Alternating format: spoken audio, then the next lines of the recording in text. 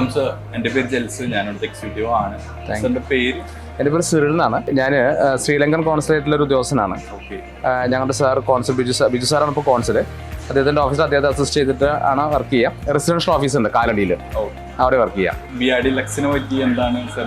BRD lux വളരെ ഞാൻ first ടൈമാണ് ഇങ്ങനെ ഇവിടെ വരുന്നത്. എൻ്റെ അടുത്ത് ആദ്യം സാറാണ് പറയുന്നത് ഇങ്ങനെ ഈ സ്ഥാപനത്തിനെ പറ്റി. അപ്പോൾ ഇങ്ങനെ സംഭവം ഉണ്ട്, നമുക്ക് വാഹനം വേണം, കോൺസുലേറ്റിലേക്ക് വണ്ടി വേണം.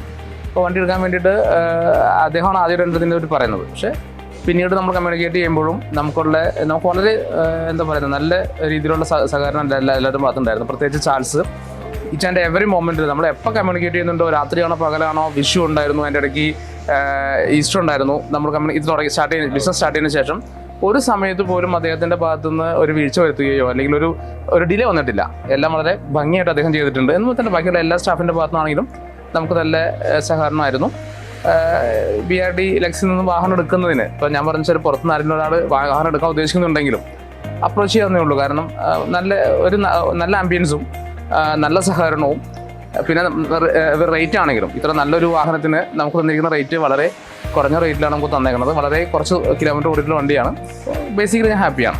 BRD ലക്സുമായിട്ട് ഡീൽ ചെയ്യുന്നതിൽ ഞാൻ ഹാപ്പിയാണ്.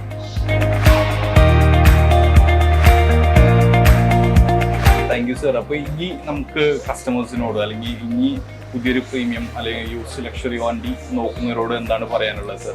അത് ലക്ഷറി വെഹിക്കിൾസ് ഉപയോഗിക്കാൻ ഉദ്ദേശിക്കുന്ന ആൾക്കാർ, വാങ്ങിക്കാൻ ഉദ്ദേശിക്കുന്ന ആൾക്കാർ, ഞാൻ പറയുന്നത് പെട്ടെന്ന് പോയിട്ട് ഒരു പ്രീ ഓൺഡ് വെഹിക്കിൾ, അതായത് ഒരു പുതിയ വണ്ടി എടുക്കുന്നേക്കാൾ എപ്പോഴും നല്ലത് പ്രീ ഓൺഡ് വെഹിക്കിൾ എടുക്കുന്നതായിരിക്കും. അപ്പോൾ നല്ല സർവീസ്, അതുപോലെ തന്നെ എടുക്കുന്ന വാഹനത്തിനുള്ള ഗ്യാരണ്ടി, നമുക്കിപ്പോൾ വരുന്ന അടുത്ത 2025 വരെയുള്ള കാലഘട്ടങ്ങളിലുള്ള ഗ്യാരണ്ടി എല്ലാം വണ്ടിക്ക് തരുന്നുണ്ട്. അപ്പോൾ ആ ഗ്യാരണ്ടി ഉൾപ്പെടെ തരാൻ പറ്റുന്ന ഒരു ഏജൻസി അല്ലെങ്കിൽ ഒരു സംവിധാനത്തിൽ ആണ് നമ്മൾ അപ്രോച്ച് ചെയ്യേണ്ടത്.